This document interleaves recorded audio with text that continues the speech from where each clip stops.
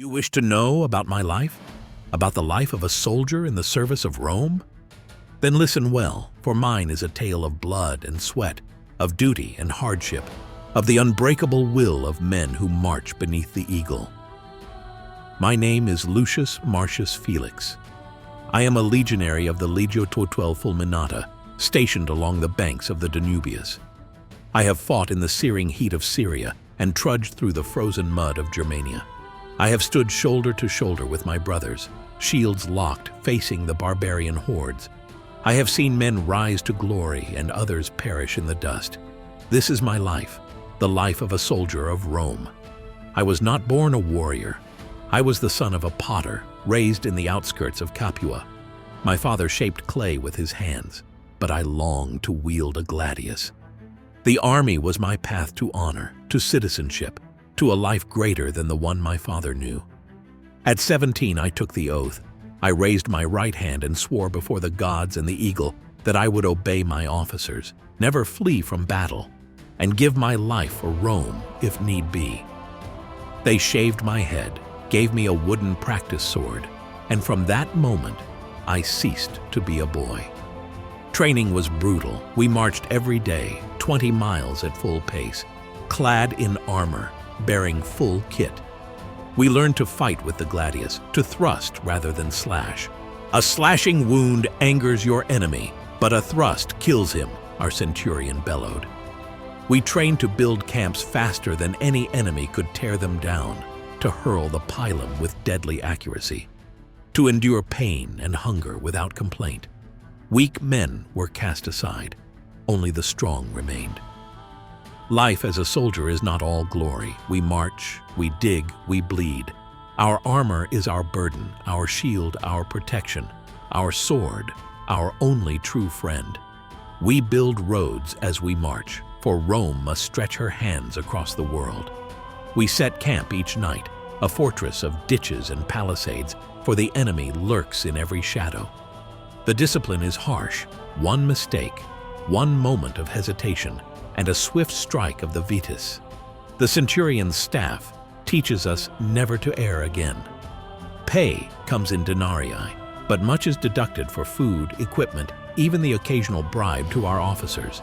The veterans teach us how to save, how to gamble, how to drink away our worries when the dice fall in our favor. And then there is the waiting before the storm, before the orders come to march into battle. That is when a man's soul is tested. Some pray to Jupiter for victory, others whisper to Mars for strength. I keep my gladius sharp and my lorica tight, for steel and discipline win wars, not the favor of gods. I have seen battle in many lands. In Parthia, we burned their cities and took their riches, but they fought like ghosts, striking from the desert and vanishing like the wind. In Germania, the forests swallowed legions whole, the tribes descending upon us with wild fury. I have felt the weight of a charging enemy against my shield, have seen the madness in a barbarian's eyes as he swings his axe. But the wall of shields holds, and the line never breaks. War is a terrible thing. The smell of blood and sweat, the screams of dying men, the weight of a friend's lifeless body in your arms. And yet, there is glory in it too. To stand victorious on the field, to see the enemy routed, to hear the cheers of your comrades as the eagle's standard is raised high. In battle, I have learned this: he who hesitates dies. He who falters dooms his brothers. We are not men when we fight. We are a machine, an unyielding force, a living wall of iron and flesh. We fight not for ourselves, but for each other, for the empire, for Rome. There is no bond stronger than that of men who have fought together.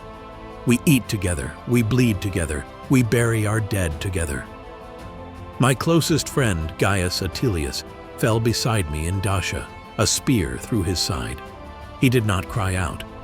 He simply grasped my hand and whispered, "For Rome," before the light left his eyes.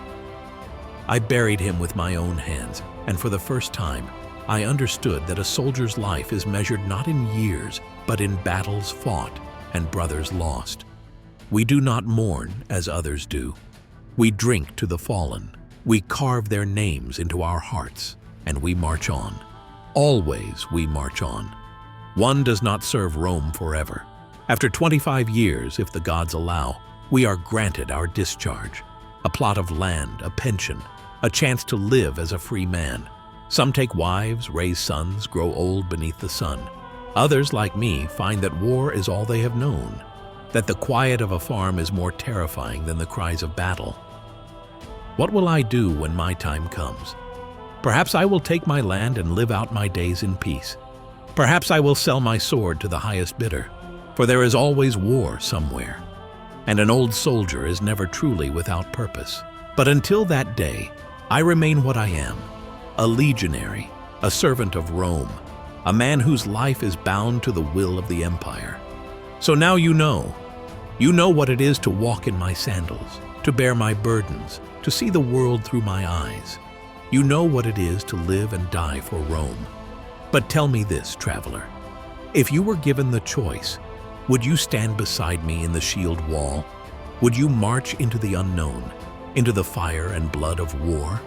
Or would you, like so many others, simply watch from the safety of the city walls, content to let men like me carve out the future of Rome? Choose wisely. For history is written by men of action, not by those who stand idly by. Ave and farewell.